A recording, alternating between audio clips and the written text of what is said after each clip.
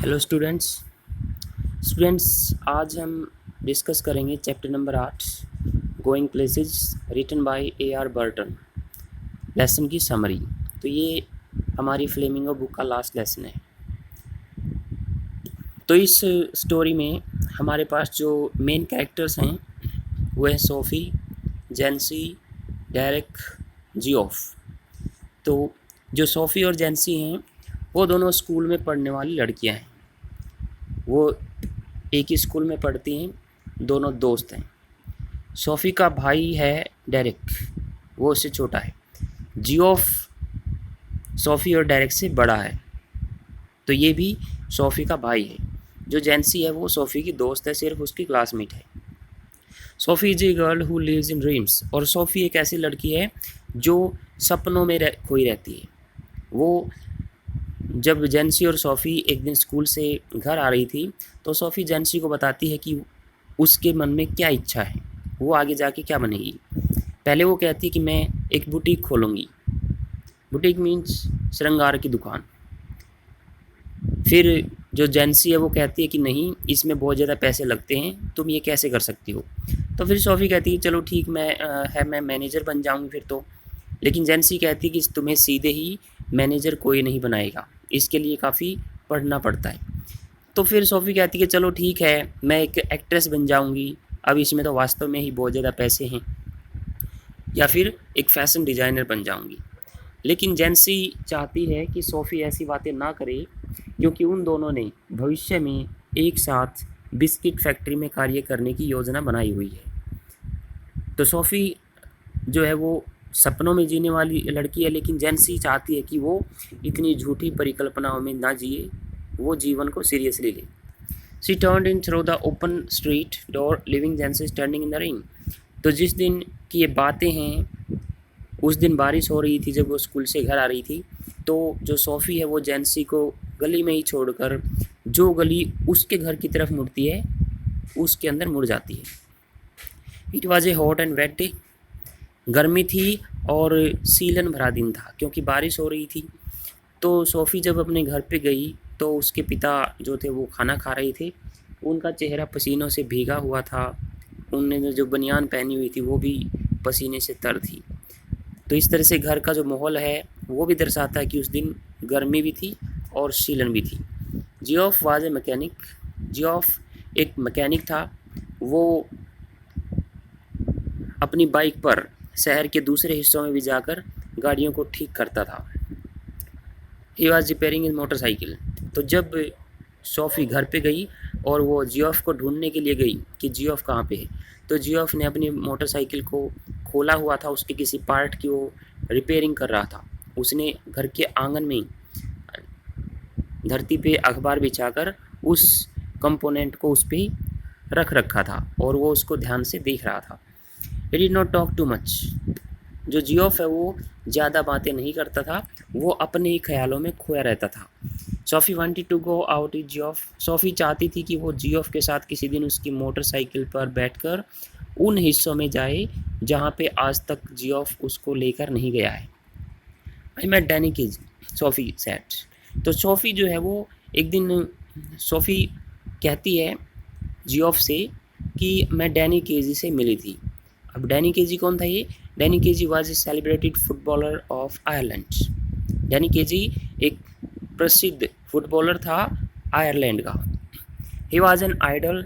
अब जो आगे स्टोरी है इसकी, वो डैनी केजी और सोफ़ी के बीच जो मुलाकात हुई थी उसके ऊपर ही चलेगी।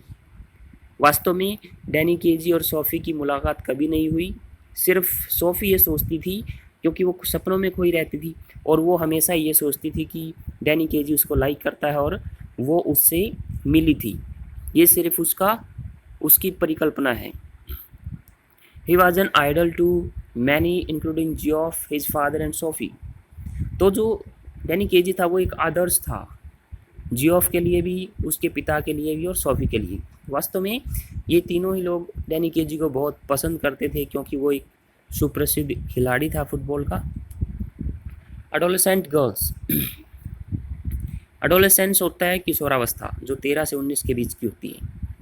तो किशोर लड़कियां like Sophie fall in love with such celebrities as boys fall in love with cinema actors and girls with actors. तो कहता है कि जो सोफी जैसी किशोर लड़कियां हैं, किशोरावस्था वाली लड़कियां हैं, वो इस प्रकार की सेलिब्रिटी प्रसिद्ध व्यक्तियों को पसंद करने लग जाते हैं, जैसे कि सिनेमा की अभिनेत्रियों को लड़के और लड़कियां अभिनेताओं को पसंद करने लग जाते हैं।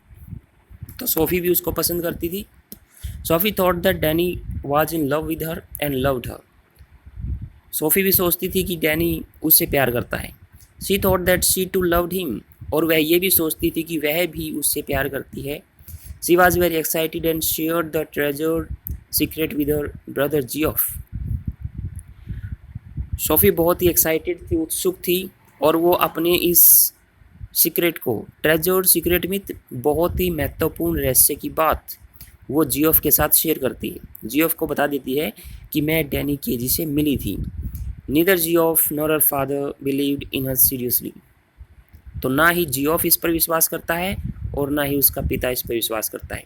हालांकि जब जियोफ ने इस बात का जिक्र अपने पिता के सामने किया कि सोफ़ी कह रही है कि वो डैनी केजी से मिली थी, तो उसके पिता उसकी तरफ गुस्से से देखते हैं और जो सोफ़ी है वो डर जाती है। Geoff thought that Danny must have a string of girls. String होती है लाइन, लड़ी। तो जियोफ सोचता है कि डैनी केजी के पास तो लड़कियों की लाइनें लगी होंगी, and he had no reason to be interested in a poor girl like Sophie. और ऐसा कोई भी कारण नहीं है जिससे कि डैनी केजी एक गरीब लड़की में कोई रुचि ले। मीन्स वो बिल्कुल स्पष्ट रूप से ये मानता है कि डैनी केजी को पसंद करने वाली बहुत सारी लड़कियां होंगी, तो ऐसा कोई भी रीज़न नहीं है कि वो सोफ़ी में इंटरेस्ट लेगा।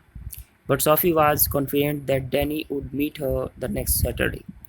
लेकिन सोफ़ी को ये बात निश्चित रूप से पता थी, उसको विश्वास था कि डैनी केजी उससे अगले शनिवार को ज़रूर मिलेगा। On the appointed Saturday, she walked by the bank of the canal and sat on a sheltered place waiting for Danny.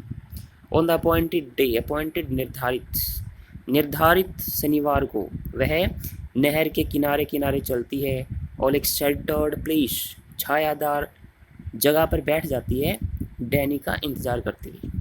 She was full of excitement. वो बहुत उत्सुक थी, या बोले कि उत्सुकता से भरी हुई थी। She waited pretty long, but there was no Danny. Pretty long मतलब बहुत लंबे समय तक। उसने बहुत लंबे समय तक इंतज़ार किया, लेकिन कोई डैनी केजी नहीं आया। She began to doubt if Danny would turn up at all. Turn up mean मिलने आना। तो उसको अब इस बात पे संदेह होने लगा था कि क्या डैनी केजी उससे मिलने आएगा। She was worried to think how embarrassing it would be for her. Embarrassing होता है निराशाजनक। तो उसने ये सोचना शुरू कर दिया था और चिंता करनी शुरू कर दी थी कि यह सब कुछ उसके लिए कितना निराशाजनक होने वाला है जब वो अपने घर पर बताएगी कि डैनी केजी नहीं आया उससे मिलने के लिए, तो उसके घर वाले उसके बारे में क्या सोचेंगे। Her brother had told her that Danny would never turn up. तो उसके भाई ने भी उसको पहले से ही बता दिया था कि डैनी केजी उससे मिलने के लिए नहीं आएगा। Now he would prove right. अब वो सही साबित हो जाएगा उसका भाई। हर वरीज वर नॉट इमोशनल। तो जो सोफ़ी थी उसकी चिंताएं भावुकता वाली नहीं थी, but about the failure of her love, बल्कि उसके प्यार की असफलता के बारे में थी। She rose to go back. वो वापस जाने के लिए खड़ी हो जाती है। Yet she hoped against hope. तो फिर भी वो अपनी उस इच्छा के विरुद्ध इच्छा करती है that Danny would meet her in the arcade, कि डैनी उसको, आर्केड होता है छायादार रास्ता, in front of the Royce store, Royce के स्टोर के बाहर के सामने। तो फिर भी वो अपनी इस इच्छा के विरुद्ध इच्छा करती है, सोचती है कि डैनी उसको रोयस के स्टोर के सामने जो छायादार रास्ता है उस पर ज़रूर मिलेगा। But Danny never turned up. लेकिन डैनी कभी नहीं आया। Sophie's fantasy come to an end. Fantasy होते हैं अनुमान, परिकल्पना। या कल्पना। सोफ़ी की जो कल्पना है वो समाप्त हो जाती है। और जो लेसन का एंड है वो होता है एक फुटबॉल मैच से। जो सोफ़ी, उसके पिता डेरेक, जियोफ, उनका पूरा परिवार एक फ़ुटबॉल मैच देखने के लिए जाता है और उस मैच में जो डैनी केजी है वो शानदार गोल करता है और इस तरह से जो आयरलैंड है वो लास्ट में मैच जीत जाता है।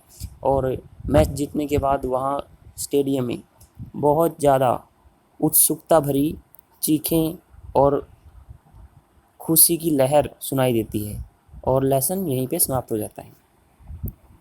Thank you.